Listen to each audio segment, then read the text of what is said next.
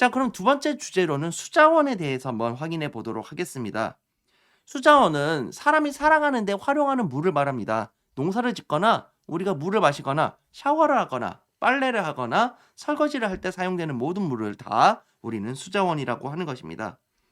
수자원은 짠맛이 없는 담수를 주로 활용하게 됩니다. 하지만 빙하는 우리가 실질적으로 활용하기가 힘들기 때문에 하천하고 호수를 가장 먼저 쓰게 되는데, 하천하고 호수 같은 경우는 0.01%밖에 없죠. 양이 너무 적기 때문에 우리는 지하수를 적극적으로 개발할 필요가 있겠다라는 겁니다. 그래서 지하수는요, 땅속 지층이나 암석 사이에 빈틈을 채우고 있는 매우 느리게 흐르고 있는 물이라고 볼 수 있습니다. 그래서 지하수는 보통 하천수나 호수보다 많은 양을 차지하고 있습니다.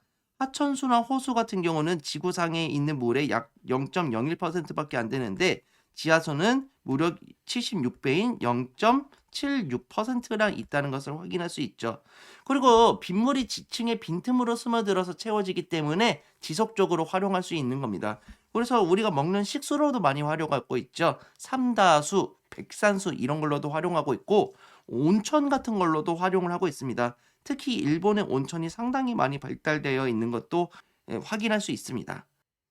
자, 그래서 수자원에는 무엇이 있을까요? 그래서 첫 번째로는 생활용수가 있다라는 것을 확인할 수 있습니다. 우리가 먹는 물이라든지 빨래, 목욕, 설거지할 때 같은 생활에 사용되는 용수를 보고 우리는 생활용수라고 하는 것이고요.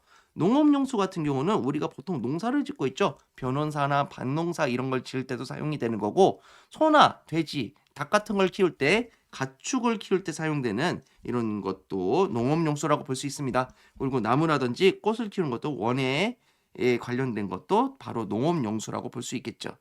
공업용수 같은 경우는 보통 제품을 생산하는 데 많이 사용을 하고 있을 겁니다. 그리고 이 제품을 생산하다 보면은 모터가 가열되고 그러겠죠. 그런 것들을 냉각할 수 있는 냉각수로도 활용이 되고 있고, 보일러 용수가 있습니다. 그래서 이렇게 사용되면서 그 달궈진 열을 이용해서 물을 데우고 그걸 이용해서 난방을 하는 보일러 용수도 가능하다는 겁니다.